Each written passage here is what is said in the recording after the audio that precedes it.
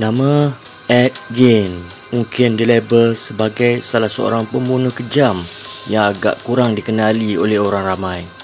Namun, apa yang perlu diketahui, Ed Gein merupakan cetusan inspirasi kepada penghasilan karakter psikopat seperti Norman Bates dalam filem Psycho tahun 1960, Leatherface menerusi filem Texas Chainsaw Massacre, dan Buffalo Bill daripada filem The Silence of the Lambs tahun 1991.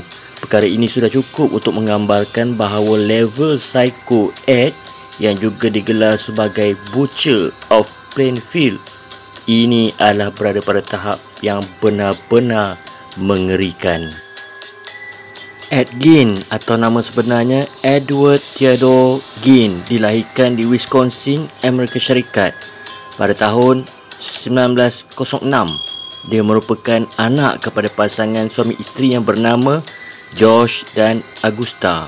Selain itu, Ed mempunyai seorang abang yang 5 tahun lebih tua daripadanya, iaitu Henry. Berkenaan dengan ibu bapa Ed, George adalah seorang pemabuk yang sering bertukar silih ganti pekerjaan. Augusta pula merupakan seorang yang begitu fanatik terhadap ajaran agama sehingga melarang anak-anaknya untuk keluar dari rumah kecuali atas urusan pergi ke sekolah sahaja. Henry dan Ed dikongkong sedemikian oleh Augusta kerana kononnya enggan mereka untuk hidup bergelumang dengan dosa. Disebabkan kawasan tempat tinggal mereka yang begitu terpencil dari bandar, kehidupan harian Henry dan Ed begitu sunyi memandangkan tiada pergaulan dengan masyarakat setempat. Ed bagaimanapun sangat rapat dengan Augusta walaupun dia kerap dimaki oleh ibunya itu. Pada tahun 1940, George telah meninggal dunia akibat serangan penyakit jantung. Jadi, Henry dan Ed terpaksa melakukan pelbagai kerja bagi menampung sumber pembelanjaan harian mereka. Tidak lama kemudian, Henry yang mula menjalinkan hubungan dengan seorang janda telah merancang untuk meninggalkan rumahnya. Pada masa yang sama, dia sempat berbincang dengan Ed tentang perangai Augusta. Perbincangan yang ternyata kurang disenangi oleh Ed sendiri.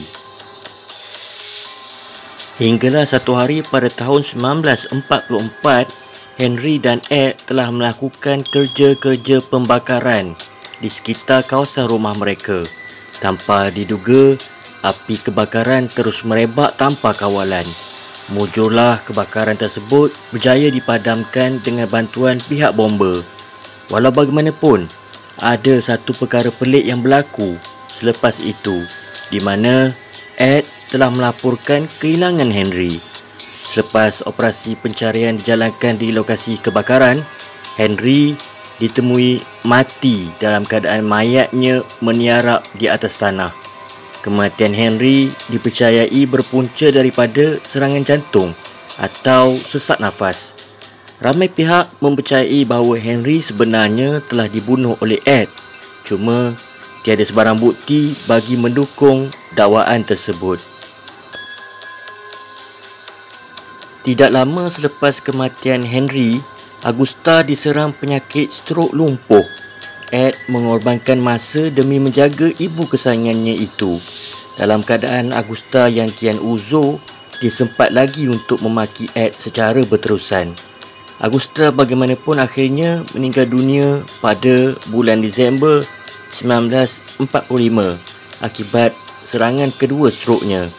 Pemergian Augusta tersebut telah memberikan kesan emosi yang sangat mendalam terhadap Ed. Dia yang kini tinggal berseorangan mula menjadi seorang hoarder, iaitu jenis tabiat suka menyimpan barang di seluruh ruang rumah. Hanya ada satu tempat bersih di rumah Ed, iaitu bilik Augusta yang langsung tidak terusik. Satu lagi tabiat Ed kian terselah adalah minatnya dalam melakukan bacaan buku yang berunsurkan anatomi, kanibal dan kekejaman Nazi. Pagi 16 November tahun 1957, seorang pemilik kedai stor peralatan bernama Bernice Warden telah dilaporkan hilang. Waktu sebelumnya, Mary Hogan, iaitu seorang wanita pemilik bar dari pekan yang sama juga gagal untuk dikesan. Berdasarkan siasatan awal, pihak polis mendapati Ed merupakan salah seorang pelanggan terakhir yang telah mengunjungi kedai Bernice. Bertindak atas maklumat tersebut, maka pihak polis bergegas melakukan pemeriksaan di rumah Ed. Di sinilah terbongkarnya segala-galanya. Sebuah rumah yang dipenuhi dengan kisah yang sangat ngeri. Setibanya pasukan polis di rumah Ed, mereka telah menemui mayat Bernice tanpa kepala serta bertelanjang, tergantung pada siling secara posisi yang terbalik. Malah terdapat kesan potongan dari bahagian tulang pelvis Bernice hinggalah ke paras dada. Yang lagi mengerikan apabila semua organ dalaman Bernice dikeluarkan dari tubuh badannya. Pemeriksaan selanjutnya mendapati Ed telah membuat bakul sampah, korset, pakaian wanita dan sarung kerusi yang diperbuat daripada kulit manusia. Tidak cukup dengan itu, Ed turut menjadikan tengkorak manusia sebagai mangkuk. Begitu juga dengan katilnya yang dibina menggunakan tulang-tulang manusia. Lain-lain penemuan ngeri adalah seperti lampu tidur serta topeng hiasan yang diperbuat daripada kulit wajah manusia dan tali pinggang yang direka menggunakan puting payudara wanita.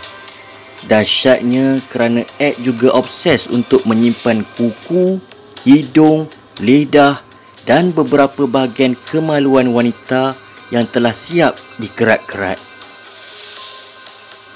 Sewaktu rumahnya digeledah, pihak berwajib juga menemukan potongan tulang dan bahagian tubuh manusia yang masih utuh, keranjang sampah yang terbuat dari kulit manusia yang dipakai menutupi beberapa kerusi, tengkorak manusia di tiang-tiang ranjang, tengkorak perempuan, beberapanya ada bekas yang digergaji, mangkuk yang terbuat dari tengkorak manusia, korset yang terbuat dari batang tubuh wanita yang sudah dikuliti dari bahu hinggalah ke pinggang, legging yang terbuat dari kulit kaki manusia, masker yang terbuat dari kulit kepala wanita, masker wajah Mary Hogan di dalam kantung kertas,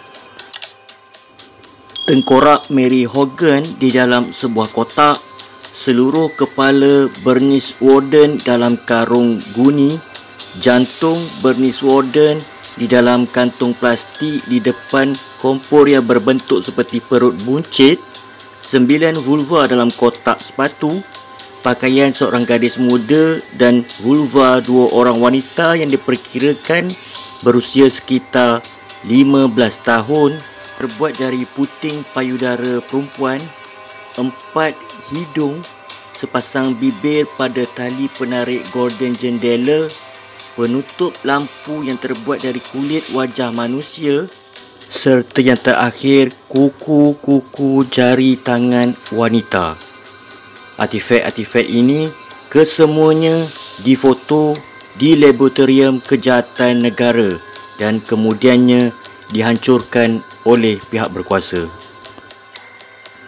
Ed yang sebelum itu telah ditangkap pada akhirnya membuat pengakuan dia merupakan individu yang telah membunuh Mary dan Bernice.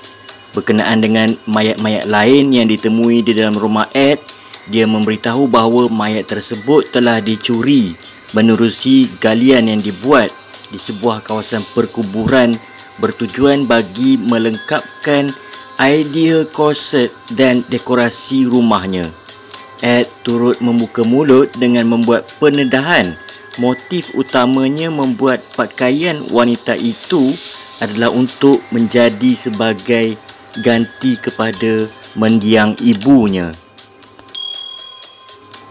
Ed juga telah mengaku membongkar dan merompak 9 kuburan di berbagai tempat pemakaman lokal.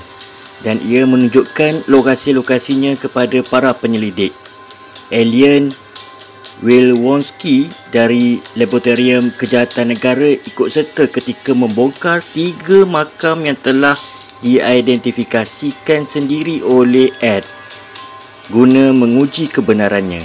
Peti mati itu ada di dalam kotak kayu, papan-papan atas posisinya melintang, tidak memanjang. Bahagian atas kotak berada di kedalaman sekitar 2 kaki di bawah permukaan tanah yang berpasir. Rupa-rupanya Ed telah merompak makam tersebut sementara proses penguburannya sendiri belum sepenuhnya selesai. Selain itu, pengujian membongkar 3 makam ini dilakukan kerana pihak berwajib meragukan Ed sanggup menggali makam seorang diri hanya dalam waktu semalaman. Di sana ternyata ditemukan sesuai seperti apa yang digambarkan Ed. 2 makam yang digali ditemukan dalam keadaan sudah kosong, iaitu satu makam ada linggis yang tertinggal di posisi mayat biasanya diletakkan. Satu makam lagi, sebahagian tubuh mayat sudah hilang. Tetapi Ed telah mengembalikan beberapa bahagian tubuh yang hilang itu termasuk cincinnya. Dengan demikian, fakta-fakta ini menguatkan lagi pengakuan Ed sebelum ini. Pada tanggal 21 November 1957, Ed telah didakwa di atas pembunuhan kelas pertama di pengadilan Washoe County di mana ia mengaku tidak bersalah dengan alasan tidak waras. Ed didiagnosis menderita skizofrenia dan secara mental tidak kompeten sehingga tidak layak untuk diadili. Dia telah dihantar ke rumah sakit jiwa bagi para penjenayah Central State Hospital for the Criminally Insane, sekarang bernama Dodge Correctional Institution, dengan fasilitas keamanan yang maksimum. Dan setelah itu dia dipindahkan ke Mendota State Hospital di Madison, Wisconsin. Berhubung dengan kes perbicaraan Ed, dia hanya didakwa di atas pertuduhan membunuh Bernice Warden berdasarkan bukti yang telah sedia ada. Nasib agak menyerbahi Ed Gein apabila dia yang disahkan tidak waras telah diperintahkan oleh pihak mahkamah untuk menghabiskan sisa-sisa hidupnya menjalani rawatan di hospital sakit jiwa. Ed Gein telah meninggal dunia di Mendota State Hospital, Madison, Wisconsin kerana gangguan sistem pernafasan akibat kanser paru-paru pada tanggal 26 Julai tahun 1984 pada usianya 77 tahun. Selama bertahun-tahun, para pencari souvenir berusaha mengumpulkan potongan-potongan dari batu nisannya di Penfield Cemetery sampai-sampai batu nisan itu sendiri dicuri pada tahun 2000. Pada batu nisan itu akhirnya ditemukan pada bulan Jun 2001 di Seattle dan kemudian disimpan di Department Sheriff Washoe County. Makam itu sendiri sekarang tidak ditandai. Tetapi bukannya tidak diketahui, Ed Gein telah dimakamkan di antara kedua orang tuanya dan juga abang lelakinya di kawasan perkuburan tersebut. Demikianlah kisah seorang pembunuh psikopat yang paling berbakat yang telah menciptakan berbagai hasil kerja keras tangannya dengan mayat-mayat manusia. Sekian, selesai.